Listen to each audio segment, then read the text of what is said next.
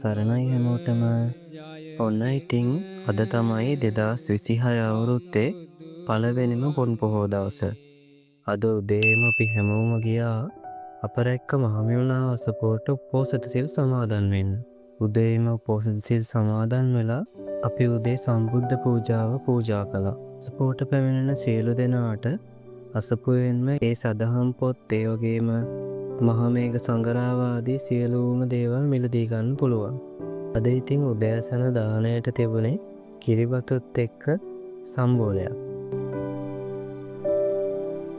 දහවල් සම්බුද්ධ පූජාවෙන් පස්සේ තිබුණේ දහවල් දාණය.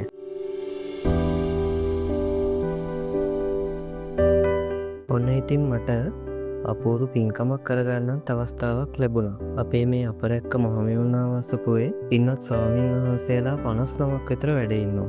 මට පැවරිලා තිබුණා අසපුවේ වැඩ ඉන්න ස්වාමීන් වහන්සේලාගේ පහසුව පිණිස සංඝුපස්ථාන ආධාර මුදල් එකතු කරන්න. හවස ගිලන්පසත් අරගෙන හවස 4ට තමයි සිල් වැඩසටහන අවසන් වුණේ.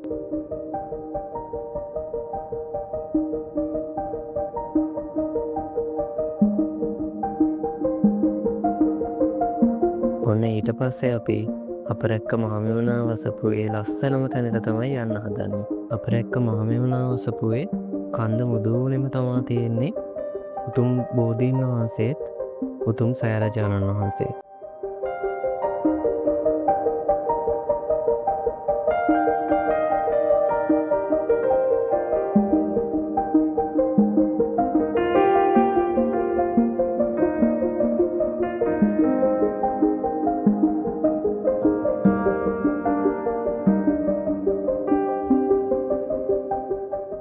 කන්දක් මුදුනේ තියෙන හරිම නිස්කලංක තැනක් තමයි ඉතින් මේ අපරැක්ක මහමෙවුනා වසපුව.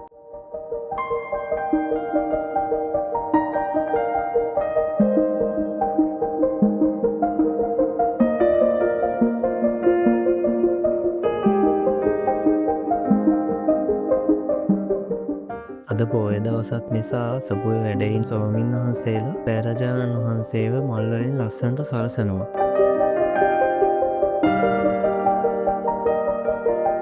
ඉතින් අපරැක්ක මහමෙවුනා වසපුවේ තමයි මුළු දකුණු පළාතෙම තියෙන එකම ස්වර්ණමාලී මහා සෑය තියෙන්නේ.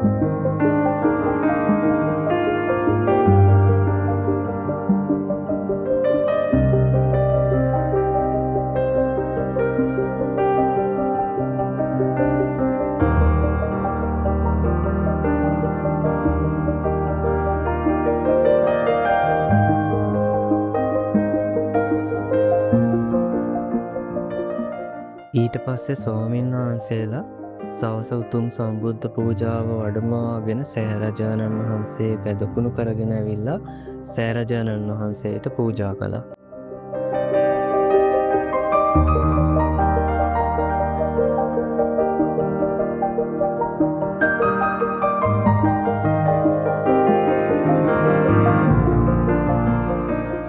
ඊට පස්සේ තිබුණේ ලස්සනටම පැවැත්වුණු ඒ උතුම් ස්වර්ණමාලී මහා සෑ වන්දනාව.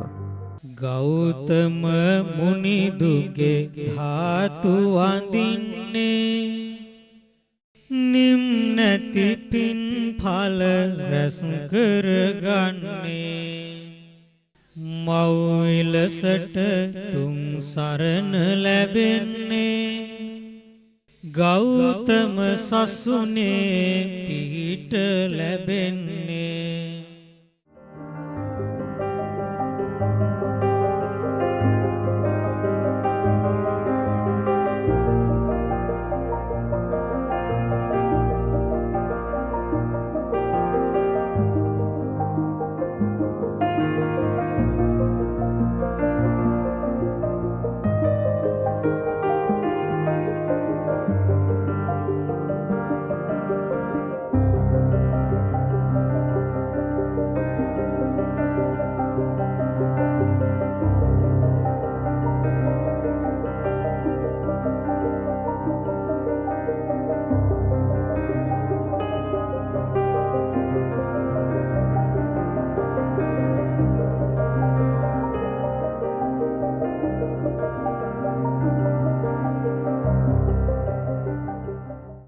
විදිහට තමයි 2026 අවුරුද්දේ පළවෙනිම පෝය දවස ගෙවුනේ.